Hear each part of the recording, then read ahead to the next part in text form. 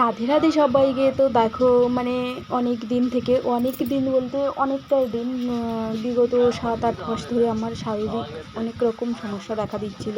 তো ডক্টর দেখিয়েছি, ওনারা আমাকে সাজেস্ট করেছিলেন ব্লাড টেস্ট করার জন্য।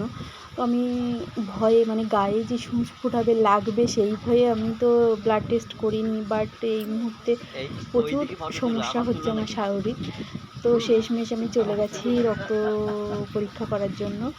বাট রক্তটা আমাদের রুমেই নিয়েছিল আর কি। তো আমার হাজব্যান্ড বা আশেপাশে যারা ছিল তারা আমাকে দেখে প্রচণ্ড হাসছিল শুধু না, আমাকে সাহসও জোগাচ্ছিল।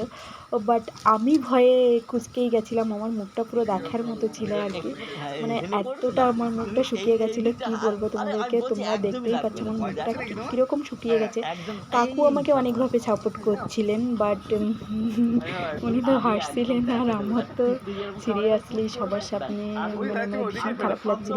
আমি জানি সুচ ফোটাতে লাগে না, বাট আমি ভয় পাই।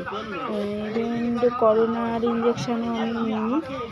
তো দেখো শেষমেশ আমি রক্ত দিয়েই দিলাম আর কি। কিন্তু আমার মুখটা গাইস একদম দেখার মতো ছিল। দেখো মানে আমি ভয়ে পুরো নাপাচ্ছিলাম, হাসতে নাপাচ্ছিলাম, কাঁদতে, একদম জাস্ট দেখার মতো। তো শেষমেশ দিয়ে দিলাম। তো তোমাদের কার কার মানে শুয়ে ভয় লাগে অবশ্যই আমাকে কমেন্টে জানাতে ভুলবেন না। আর দেখো আমার মুখটা দেখো গাইস, এবার একটু মুখে হাসি ফুটেছে। বাট সবাই ভালো থেকো, টাটা।